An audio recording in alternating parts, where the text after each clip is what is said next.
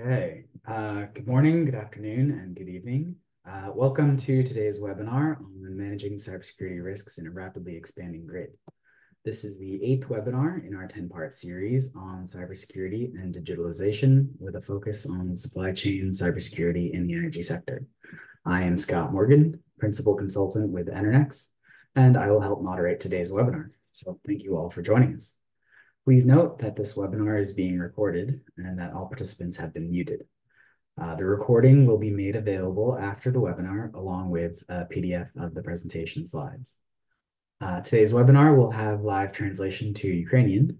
You should be able to click on interpretation at the bottom of the screen and select Russian. I apologize for the confusion in the label, but unfortunately Zoom did not have a better option. We will be taking questions via the Q&A window, and we'll have time for Q&A after the presentation. So if you have questions during the presentation, please type them into the Q&A window. Note, these questions are only shared with presenters and hosts. Also, if we don't get to your question during the webinar, we will follow up with you and provide an answer afterwards. Today's event is organized through U.S. Energy Association's Advancing Modern Power Through Utility Partnerships, AMP UP program. The AMP UP program is funded by the United States Agency for International Development, USAID. And as I mentioned a moment ago, today's webinar is part of a 10-part series. The overarching goal of this series is to discuss the cybersecurity challenges associated with the expanding supply chain necessary to address multiple transformations in the energy sector, including integration of renewables, deployment of grid edge technologies, integration of regional markets, etc. In today's webinar, we'll hear from Anuj Sanghvi from the National Renewable Energy Laboratory, NREL, and Ginger Wright from the Idaho National Laboratory, INL. Anuj is a cybersecurity researcher and network security engineer with the Secure Cyber Energy Systems Group at NREL. He leads the research and development of NREL's Distributed Energy Resources Cybersecurity Framework, or DERSIF. And his expertise is in identifying security controls for and testing of industrial control systems. As a research engineer, Anuj has done intensive research in building the DERSIF assessment questions and developing reference architecture models for electric vehicle extreme fast charging infrastructure.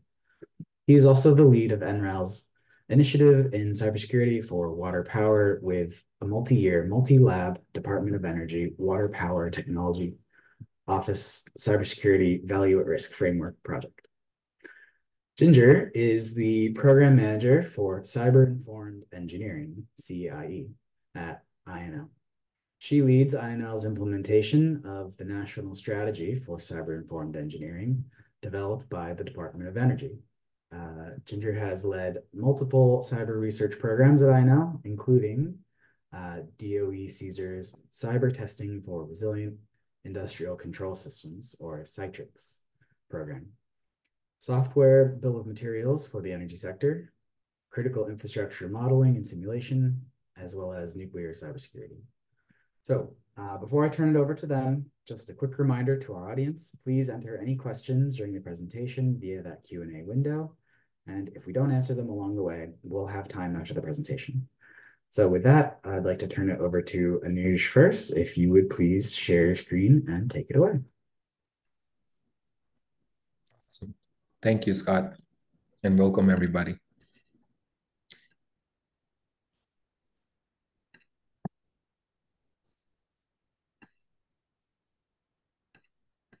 Hopefully you can see my screen. Yep, looking good.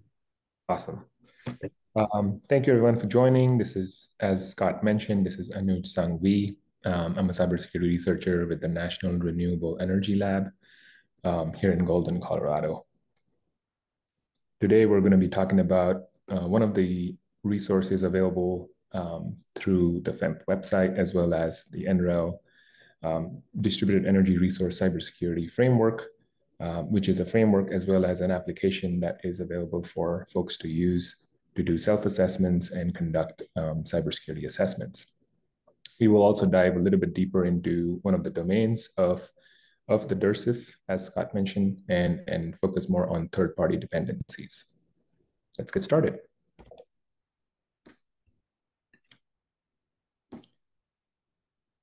All right.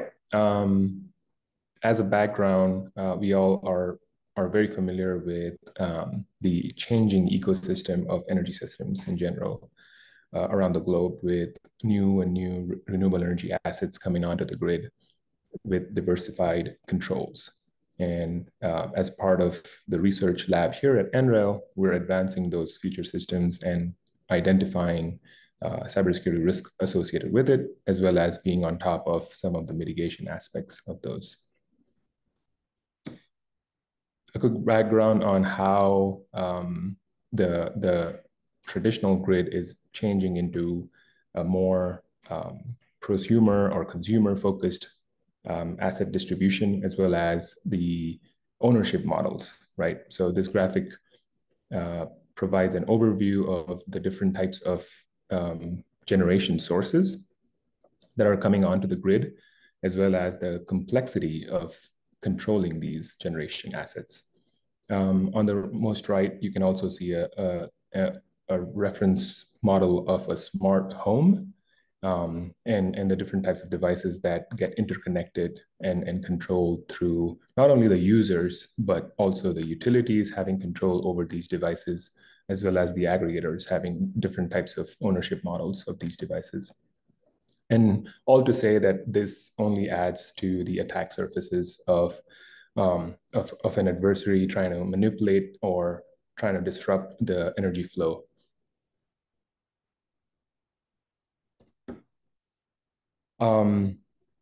Within my background, in the past 5 or so years, we've focused a lot on DERs, right? So these distributed energy resources. And as the slide mentions here, there are sophisticated devices that are coming onto the traditional grid, interacting with the legacy equipment, the protocols, the network stack. We've all been aware of how insecure they are by design because they were not built with security in mind. But now they're pushing through the bandwidths and the capacity of how do you conveniently monitor them, conveniently control them, remote control them. And these networks are complex. So these so-called smart devices support these functionalities, but they also add to the overall risk vectors of how this can be manipulated for the overall grid, and can also increase the chances of potential wider cyber attacks on the grid as a whole.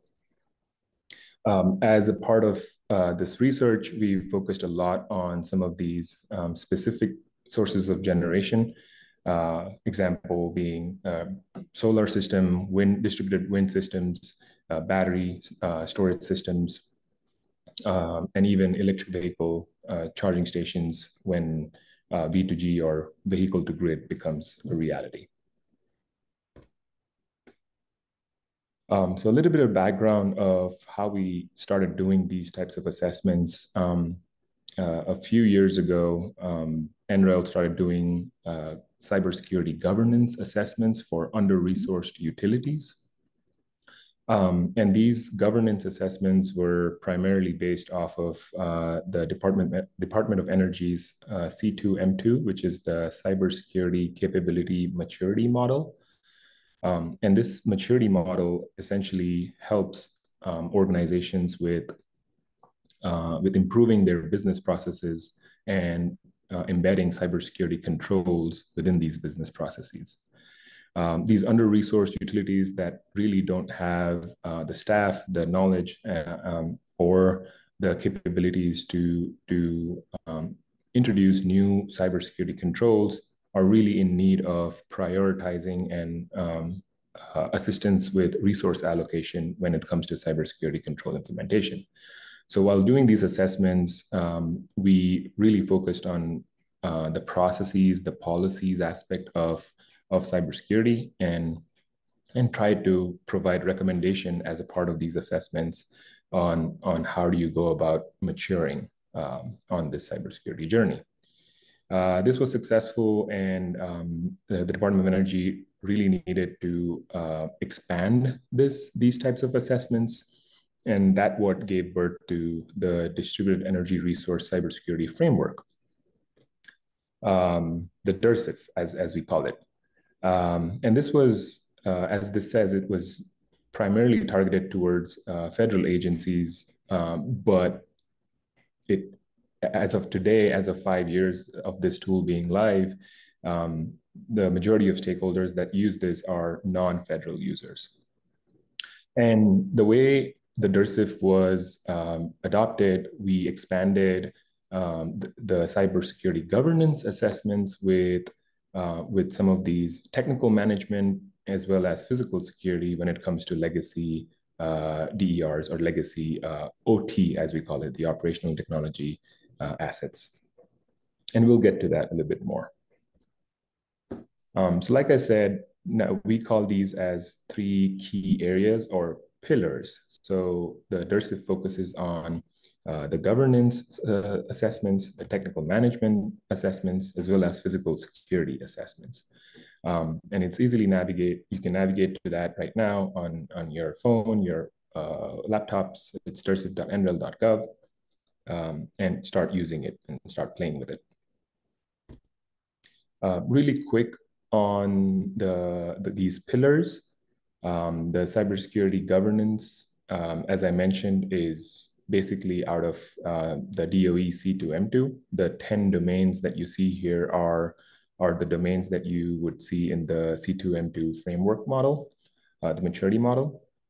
And we haven't changed that because that one is well adopted in the industry, and really gives a roadmap on how do you start doing basic cybersecurity controls. And then once you've done that, then build on top of it and improve upon the maturity.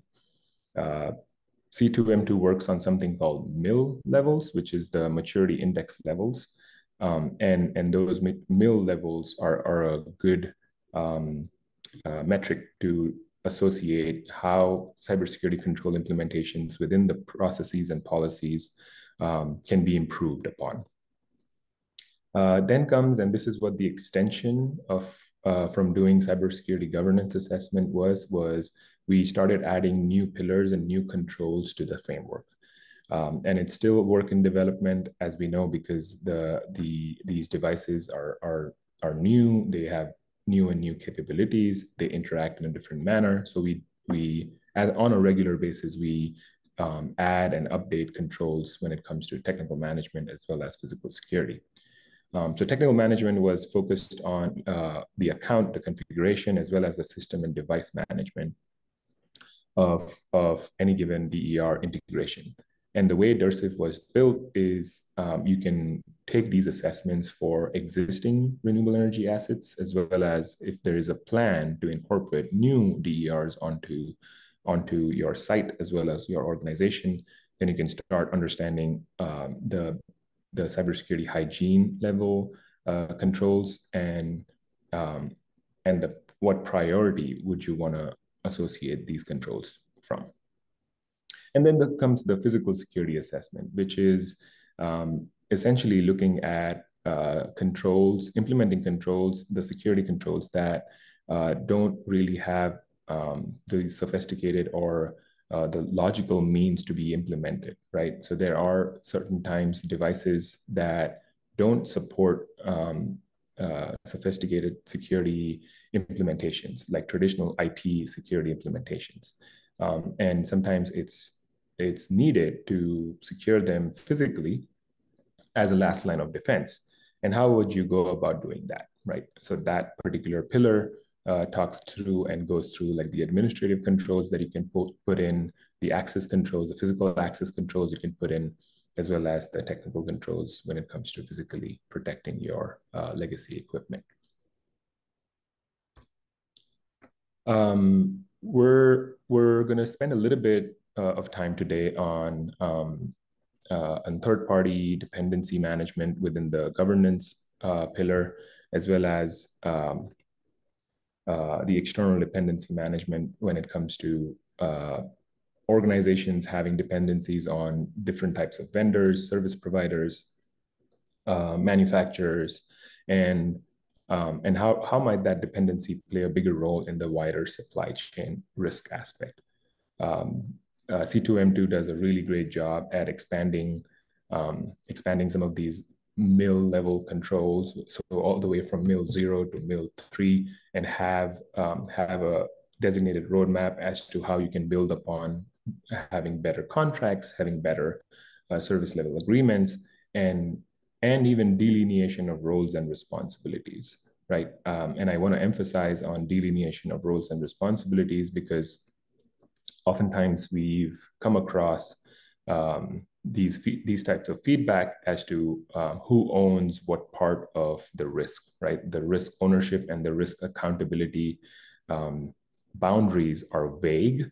And oftentimes we've seen, even within contracts, existing contracts, that there's often push off of those risk accountability aspect, and nobody wants to own part of the risk.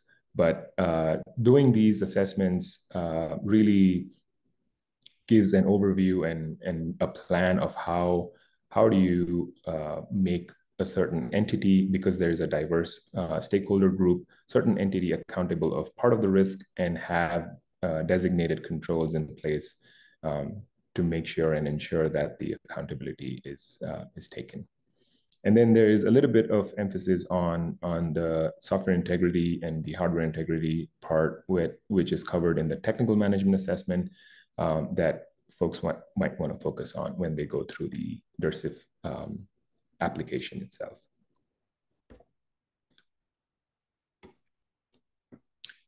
So a little bit of an overview of the tool. Like I said, you can easily navigate through that through the URL posted here, which is the www.dersif.nrel.gov. It will ask you to make an account. Even though that's not necessary to make an account, you could definitely go through the route of using it anonymously. That was one of the feedbacks we got from our federal partners, that sometimes they are hesitant to make new accounts on a web-based tool, even though we provide confidence that these information are hosted at the DOE, at the NREL's cloud-based platform, and meets all of the FIPS requirement in terms of protecting the information. The advantage that you get in making an account is you are able to now track the progress that you make on security control implementations, as well as of this year, you can also do comparative analysis of your security assessments. So for example, if you take a security assessment today versus 6 months from now, when some of these controls change and the implementation changes, you can see how you've progressed, or you can even identify some of the areas that lack resources. And what DERSIF really allows you to visualize is, because there is a dashboard designated to your assessment, you can now have a dashboard printed out for management folks that make the decision in terms of weak versus stronger areas of improvement. So it's an easily accessible tool. There is a manual version of it as well, so you can download the framework and the controls aspect of the framework and do that way. But the tool allows you to do some additional functionality with it as well. Unique aspects of these tools, and one point that I definitely want to touch on is the user base. Sometimes, obviously, a lot of these responsibilities are distributed, right, in nature. Within an organization, when it comes to DER implementation, there is obviously these energy managers that own and are accountable for integration, but there are system administrators, there are security professionals, there are site or facility professionals that are involved, and even sometimes utility professionals that are third party. So what we've done while building these controls is we've designated the user group that is going to be very close to answering these controls accurately, right? So we've divided the controls in the manner that the most relevant stakeholder party that is associated with control implementation is already in the tool, and you can visualize that okay, who do I need to call so that I can answer these questions accurately and appropriately. Some of the advancements that we're actively making is tailoring aspect. So we're trying to have DERSIF take the data in terms of what type of assets and what type of configuration that your organization is aiming at. And you can input that data within the DERSIF tool, and the assessments will dynamically change as per the information that you've given the tool. Now, this is work under development, but we want the folks that are spending the time to take the assessment be effective in that time, because a lot of the feedback in these years that we've gotten is that we don't have the time to put in, or we don't have, like, because this is dependent on different types of stakeholders, it's dependent on their availability as well. So we can't have just one individual take the assessment, but we need a diverse portfolio of individuals. So we want to target at how can the controls that you're answering be very efficient and be very specific to your organization. And that's why we're doing these tailoring and dynamic assessment modification. Another quick screenshot of how the dashboard looks like. There are additional graphics that you see from here, but from an overview, from a high level perspective, you could see the assessment scores, your progress based on how many questions that you've answered and how you're doing. So if you were to expand on or click on the more button, you could see within each pillars what your performance is within each of these domains. And so you think about that as pillar, domain, and subdomain within which the controls live.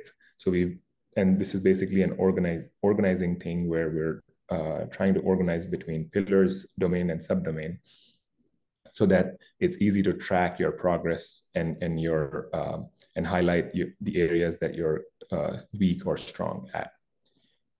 Some of the criticality levels and the action items that you see from the bottom. So action items is a tab as well on the left, because you can easily navigate. So let's say you've completed a portion of the assessment, but now you want to start implementing certain of the outcomes of this assessment. So you can easily navigate through to the action items tab and start taking the prioritized list of action items. Really quick on the third-party risk domain of the C2M2 or the governance pillar. Really focuses on identifying and prioritizing third parties, right? So if you don't have a process in terms of what are your dependencies from the suppliers, the vendors, the manufacturers, and their sub-dependencies, right? So if a supplier is dependent on others, there is a lack of visibility into that. And so start from the very basic. There are additional and advanced controls that you can build on when it comes to supply chain risks, but starting from having basic visibility into your dependencies and prioritizing them is utmost important. And then divide that up, have an updated registry where you have all of those dependencies documented, and even mapped out to how those dependencies are associated with the delivery of the function. Now, the delivery of the function is very vague, very broad definition, and it's the C2M2 way of saying what is the organization's mission or the support function, right? So if you're delivering power, or you're producing power, or your entity that is a utility and is responsible for customers, then that's the delivery of the function. So you want to be able to map out these dependencies to the delivery of the function. And then you document and manage these risks so that if there are contingencies planned. So if these mappings are done, then you know where you need more contingency or more backups in terms of if a particular vendor or supplier were to be compromised, then you can switch over to the backups. There are also triggers. So triggers in terms of if a particular dependent party is compromised and there is a new vulnerability that is being identified, then these triggers need to have a plan in place for what you need to do. So the playbooks that you have for incident response or for supply chain risk management need to be vetted and updated regularly. From a technical management point, there are a few safeguards that you can have while doing like identifying and and building up safeguards against counterfeit or compromised software, hardware, or services. The one thing to understand is this is possible, right? So you have to go in with procurement of any of these hardware, software, or services with an understanding that if this might get compromised, what are my safeguards for my organization? Evaluation of bills of materials for hardware as well as software is key element aspect. It's still a new space, but there are ways to work with OEMs or original equipment manufacturers to have bills of materials within the contracts that you have with them, right? So they can expose or they can share that data with you, and then you have that clarity and visibility into your dependencies and sub-dependencies when it comes to software and hardware. There are hosting platforms that organizations are often unaware of that are dependent on a third-party solutions provider, and those hosting platforms need to be vetted as well. So you need, if not the vetting process, but at least you need some sort of information from these third parties about where they are hosting their services, software libraries, as well as hardware libraries. This speaks to a lot to the lifecycle management, right? So for any given component or asset, be it software, hardware, or service, there is a lifecycle associated with it. So make sure you have a documentation, and the assessment walks through all of these. This is the last point is something that we've added in terms of cybersecurity site acceptance test or SATs.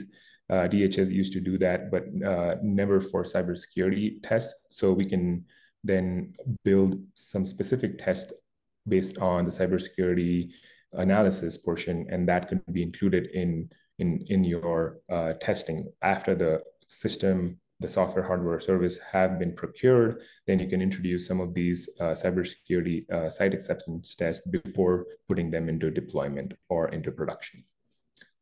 With that, I think that's my time, and I will leave with these references. The slides will be available, and these references are something that are fundamental to like getting things started and having some of these best practices and recommendations embedded into organizational cybersecurity program. And some of the work that NREL has done in the supply chain cybersecurity risk management aspect. With that, thank you.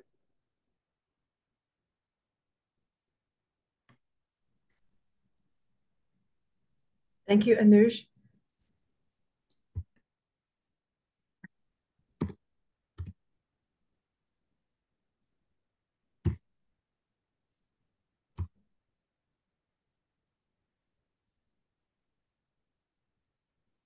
And I'm sorry, I'm having just a technical difficulty getting Zoom back up on top.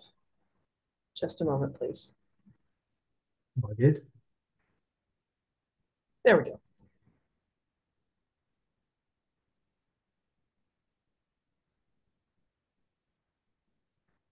All right, looks great.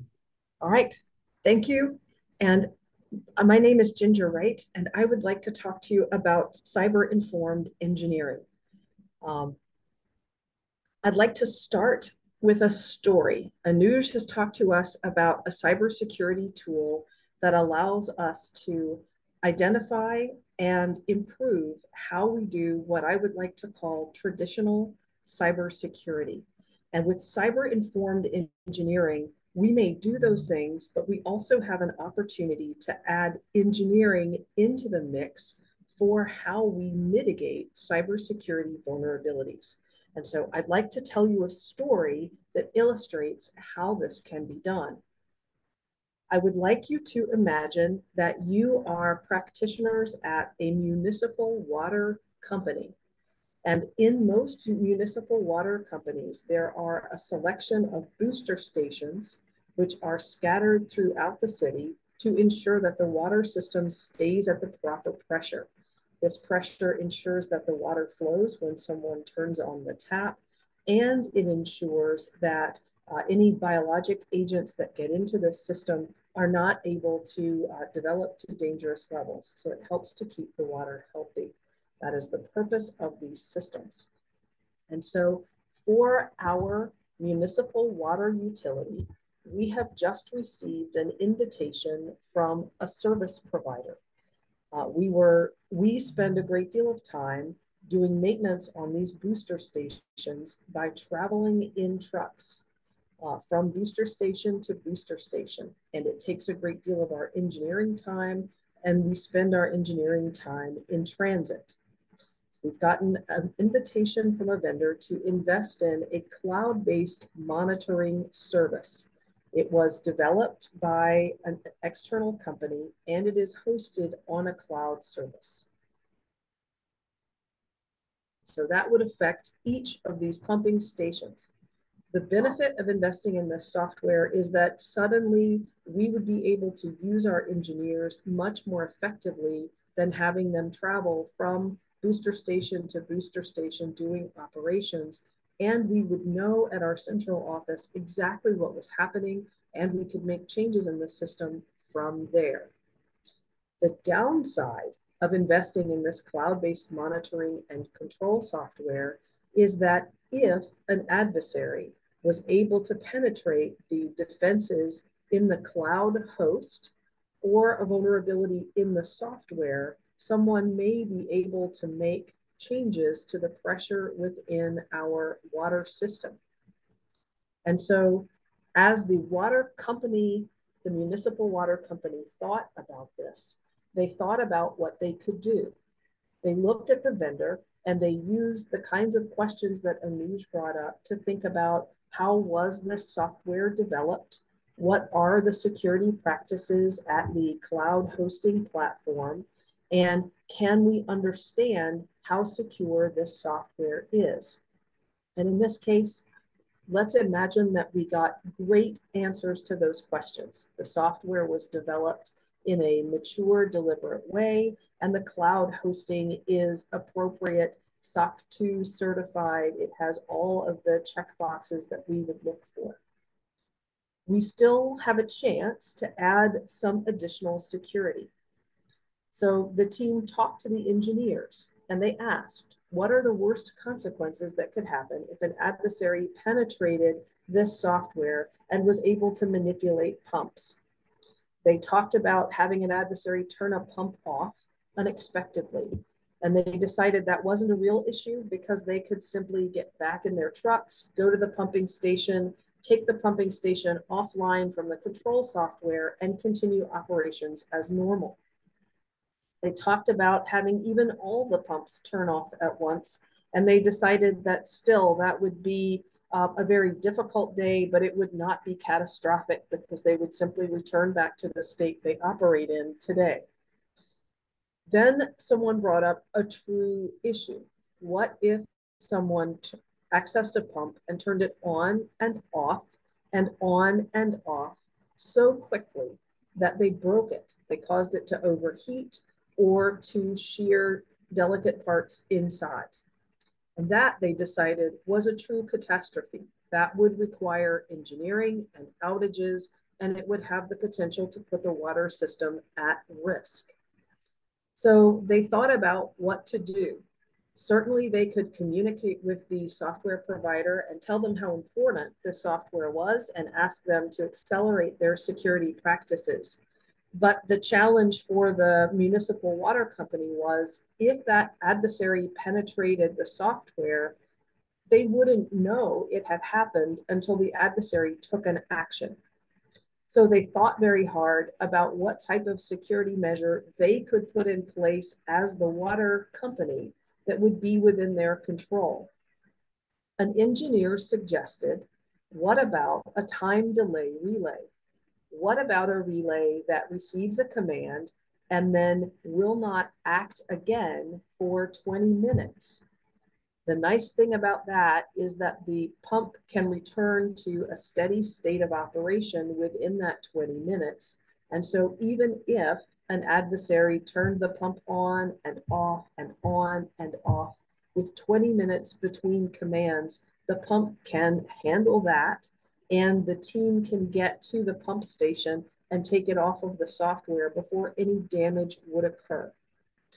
The water company really liked this suggestion because the time delay relay that was suggested would be installed at their pump stations. They would own that solution. They would be able to verify it was working, and it was cost effective. It cost $20 per pump station to put that time delay relay in place. This is cyber-informed engineering. This adds the engineering perspective into the design process to consider, what if an adversary was able to defeat my normal cybersecurity controls, and where could we add an engineering solution that the adversary could not affect and that is within our control? And so that is one illustration among many for how cyber-informed engineering works. As we talked about in our story, CIE uses design decisions and engineering controls to eliminate or mitigate avenues for cyber-enabled attack. We look at the most consequential forms of attack and try to add designs that mitigate the impact. Cyber-informed engineering is not about teaching engineers how to do traditional cybersecurity. Instead, it is by incorporating the engineers and technicians' ideas about protecting a system to extend the cybersecurity that exists. We've designed cyber-informed engineering to align with the culture of safety that is already present in engineering and bring some of those ideas into cybersecurity. Now, I'd like to talk to you a little bit about how cyber-informed engineering is being applied. First, the US Congress directed the Department of Energy to create a national cyber-informed engineering strategy. To develop this strategy, the Department of Energy gathered together industry stakeholders, vendors, academics, and national labs, and really discussed what cyber-informed engineering meant and how it could be put into practice in the nation. That team that came up with the strategy also recommended 5 different pillars of implementation for the Department of Energy to consider as they as they implemented the strategy for cyber-informed engineering. And in the slides, I've got a link to that strategy if you would like to read it. The pillars that were suggested were, first, awareness. The strategic team noted this is a different idea about how to perform cybersecurity, and it brings different concepts to the table. And it's important for us to share those ideas so that we can extend cybersecurity in this way. The second pillar that they suggested was education.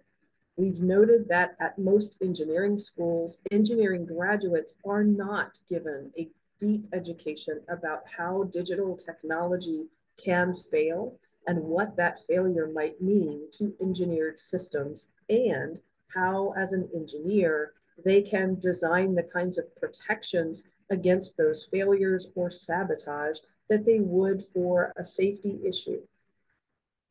They then suggested that we develop tools to make it easier for those who want to leverage cyber-informed engineering to apply it in specific implementations, whether it is in distributed energy resource applications, oil and natural gas, or other electric sector applications. They encouraged us to create tools to make this easier to do. They then directed that cyber-informed engineering get applied within current infrastructure, that which is existing in the US and that which is being planned, and also to consider future infrastructure, where there is a research and development opportunity that is being funded by the federal government. Where can we bring these ideas in at the R&D phase to identify places where technology licensors may want to add security into their full-scale implementations of R&D.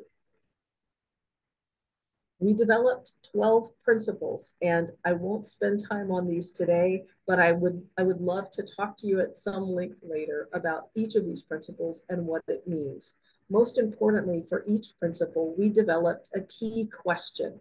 And for the first principle that we ask anyone to think about, consequence-focused design, we ask the team to really understand what are the critical functions that your system must perform every time it is accessed and ensure that are in place, and what are the consequences it must prevent. In our water system example, that would be we must ensure that the water flows every time someone turns on a tap, and we must ensure that that water is safe to drink and to use and available, and we must control and ensure that that water does not go anywhere that it is not supposed to. So that would be where we would begin our consequence-focused design. But as we went through our example, we decided that the worst consequence that could happen was the breakage of a pump, because it meant that it would be very difficult for us to fulfill the critical functions that we had signed on to. So that is an example of how these principles might be used to incorporate, first to identify areas that need protection, and then to incorporate solutions. We have a community of practice, and this community of practice, our strategic community of practice, meets quarterly. And from it, we have brought out 3 different working groups that meet monthly, focused on standards, education, and implementation of cyber-informed engineering. These communities of practice are open to international practitioners. These are completely open. We demonstrate tools that we are building. We get very, very good advice, and we learn from the community members who attend. We also created an implementation guide. And again, in the slides, I have a link if you would like to peruse this. In this guide, we first go into detail about each of the principles, describing what it means.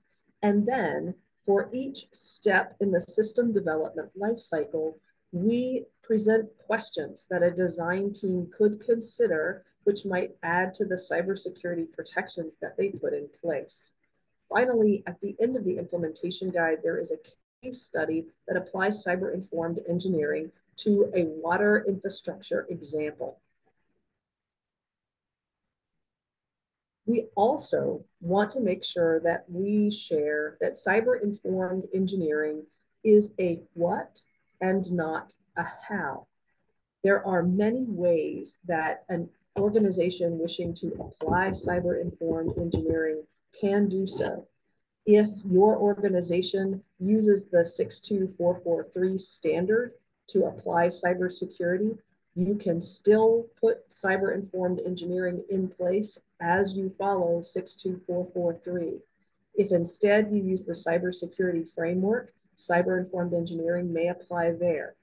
If there is a process like process hazard analysis or HazOps or a different hazard identification scheme that your organization uses, cyber-informed engineering puts a different spin on how that is done, but adds some questions that that same team could consider to identify engineering mitigations for cybersecurity. There are a number of publications, and these are in the slides and will be available to you. I'd love to draw your attention first to our implementation guide, which I showed a preview of, and secondly, 2 workbooks that we developed for courses. And these workbooks can be used independently. The first focuses on an advanced distribution management system upgrade for a small utility and walks the team through how they might add cyber-informed engineering to that upgrade. And the second workbook focuses on a similar idea, but for a microgrid. And these are excellent ways to just get your hands around a first introduction to cyber-informed engineering. We also have had the pleasure of putting out several different articles, and I have links to those for you. In the next several months, we hope to issue some templates to help those applying cyber-informed engineering. Our first template will be focused on microgrids, and one coming shortly thereafter will be focused on batteries. We are also incorporating our implementation guide into an application called CSET, Cybersecurity Examination Tool, and that will be downloadable and usable in an electronic environment by the end of May. So there will actually be a tool and not just the implementation guide. So I've left you with many resources and a lot of information on cyber-informed engineering, and that's it for me. Thank you very, very much. If you'd like to find out more about cyber-informed engineering or join in any of our communities of practice, please email cie@inl.gov. Thank you.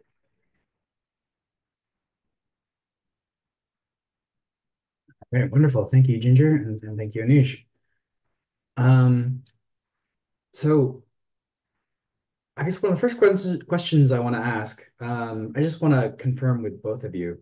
I think both of these tools were developed in the US context, but I didn't hear anything that is specific to the US context. I guess, do you both see them as sort of broadly applicable in international users?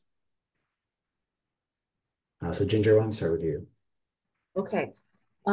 I believe that cyber-informed engineering is applicable anywhere that engineering is done. Anywhere where an engineer leverages digital assets to perform a process or an engineering function, cyber-informed engineering can make it more secure. Great, thanks. Yeah, and quick response to the frameworks and guidances that we've used for DERSIF.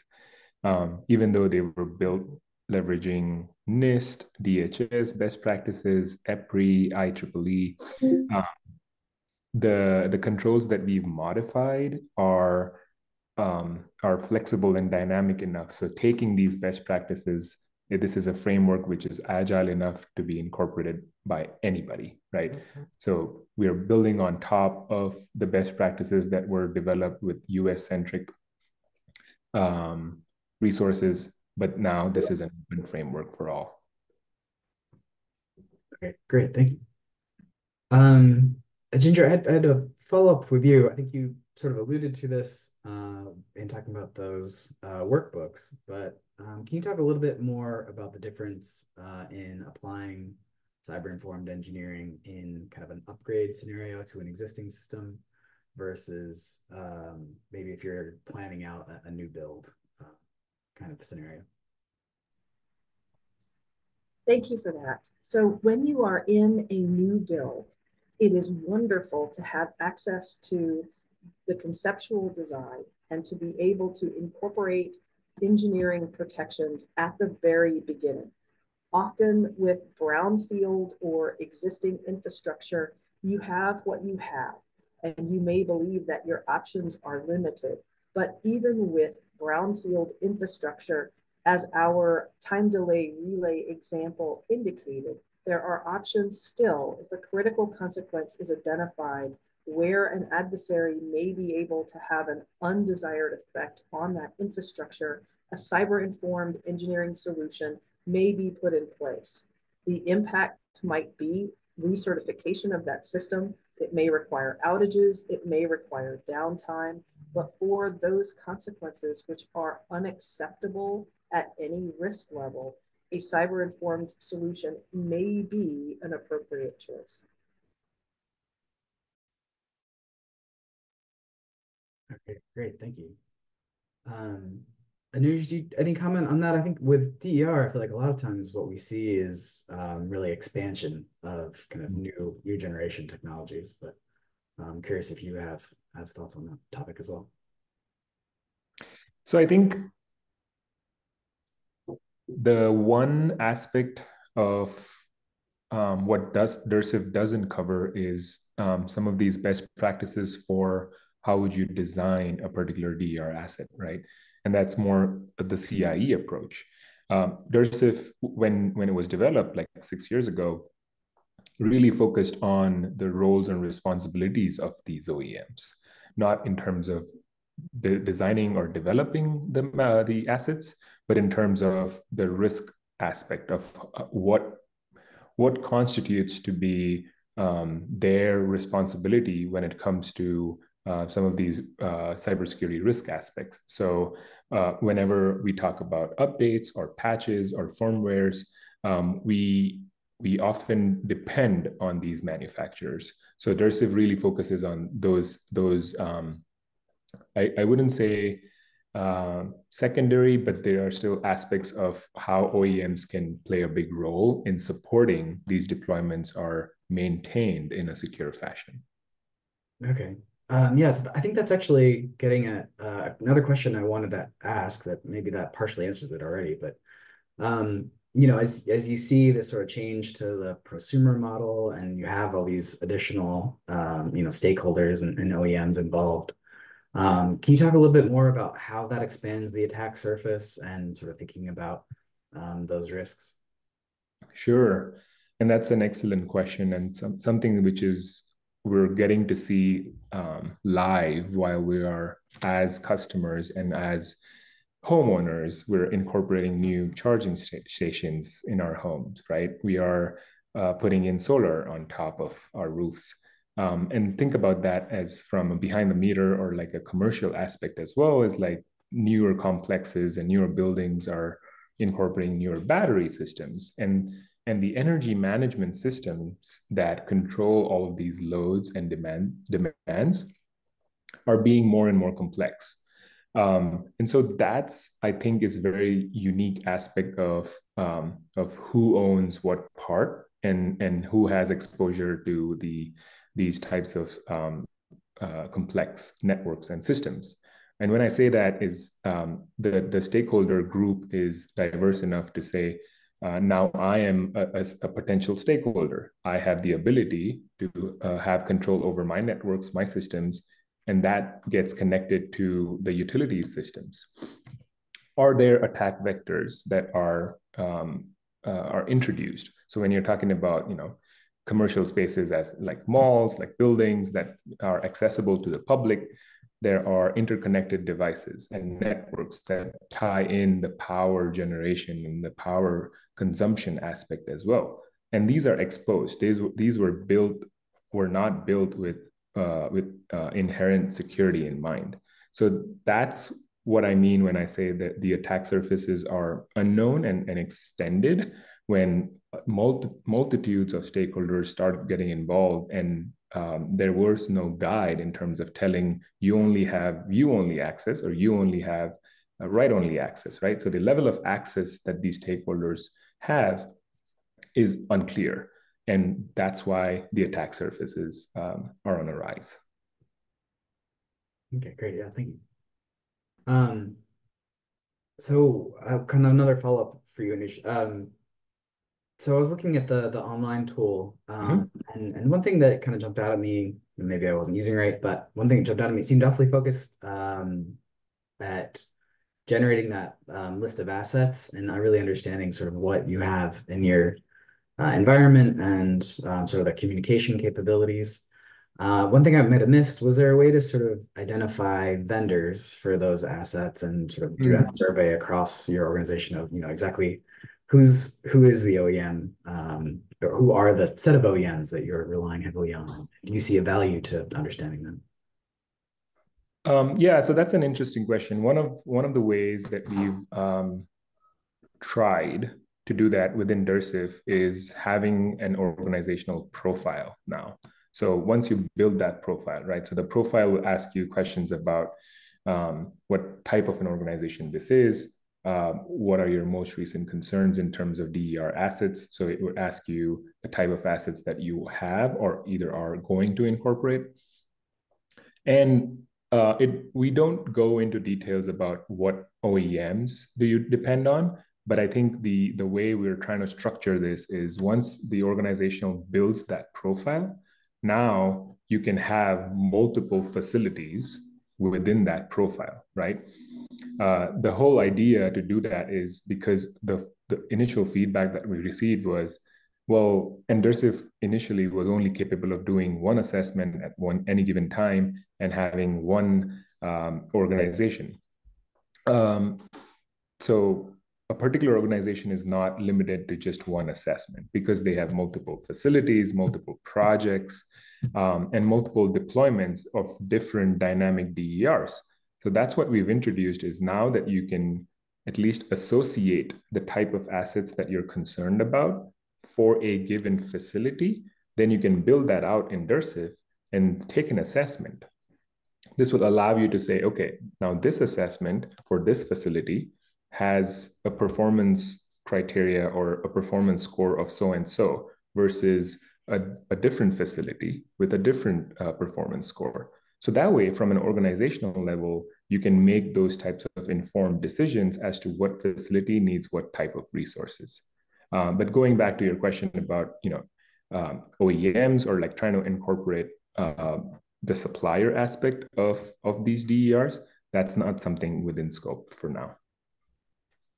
Great, thank you. Ginger, that's actually kind of raises a question in my mind for you. How do you see the scope of CIE? Is it something that should be very kind of narrowly focused at a system within a facility? Are you applying it at the facility level, at the organization level? So CIE is very broadly focused. Truly, it's a philosophy for cybersecurity that incorporates engineers. But in order to do that effectively, a corporation has to commit. These conversations will involve many stakeholders who have different perspectives about what the critical functions of a system are, what the critical functions even of an organization are. Because the chief risk officer may have a very different opinion about what's critical than the cybersecurity officer. And so the company's commitment to doing this must encompass a very broad set of stakeholders. I'll give another example. We often see the procurement process as one of the things that unfortunately releases information out in the wild about a system that is under development that aids an adversary. We actually have seen blueprints that are a map for the adversary on what are we using, where is it installed, how would I get to it, how is it interconnected. And often in the United States, it's because we leveraged a small business and they are so proud of the work that they have done and they want to share that with everyone. But in so doing, they reduce the security about the system. So even an example like that takes a corporate commitment for the engineers to tell procurement what's important about the contract and what should be protected and how. Yeah, no, that's a fascinating avenue for intelligence gathering, but makes perfect sense. I guess kind of following on that, do you see the need for ongoing conversations with those suppliers as you kind of go through this process? I mean, they should be stakeholders in this development, right?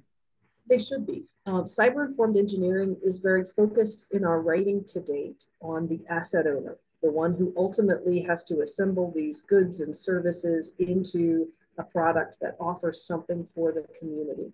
However, there are places where a vendor's decisions matter very much. If you look at a turbine, and turbines are used in a lot of critical functions, and so I won't tell you wind or oil and natural gas or what, but let's pick a turbine. And let's say that that turbine has 10 critical controls that keep it from becoming damaged. What happens if the vendor has chosen for 5 of those controls to only implement those protections in code? Well, an adversary could subvert those functions without any analog function overcoming that. And so that now is a decision that as an asset owner, if I know to ask that question, I then have to understand how I can build protections around it. So ideally, the vendor and the asset owner are both thinking about cyber-informed engineering. Okay, great. I'm looking at the clock and realizing we're just about at the top of the hour here. So I guess that will give Anuj and then Ginger just one final, if you want to say any final word, Anuj first and then Ginger, please. Yeah, really quick, and this is following from what Ginger just mentioned about these stakeholders being responsible and having their own set of action items that they need to take. I think one of the attempts that we've done, and an example that I would like to mention without taking names, is we're trying to have an asset owner work with an OEM with the national lab, right? So we can have a platform of some sort run these tests so that we can show the results of some of these cybersecurity analysis, and these responsibilities then flow back to these asset owners versus the OEMs in terms of this is what we found out and this is something that you can take care of versus you can take care of, right? So that was something, an interesting exercise. But in terms of closing up, this has been great. Thank you, Scott, and others for attending. If there are questions, please email us at dersif@nrel.gov. Or through my email address. I'm sure that will be shared through the website or the slide deck. To you, Ginger. Thank you, Anuj, and thank you all for coming today. If you have questions or would like to be involved in cyber-informed engineering, please email CIE@inl.gov. Thank you. Great. Well, thank you both. Thank you, Anuj and Ginger, for sharing your expertise and experience. So for our participants, the recording of today's webinar will be uploaded to USCA's YouTube channel, and a link will be added to the event page along with PDFs of the presentations. So next up, the 9th webinar in our series will be held in 2 weeks on April 25th. And we'll cover leveraging procurement for cybersecurity resilience. So I think really a topic we started to talk about right at the end there. Our 10th and final webinar will take place 2 weeks after that. So please be on the lookout for the email announcements. If you've missed previous webinars in the series, please visit usca.org/events to find the previous events, which have links to recordings of those webinars, or check USCA's channel on YouTube. So thank you again for joining today, and we hope you have a great rest of your day, and see you again on April 25th at our next webinar. So thank you, everyone.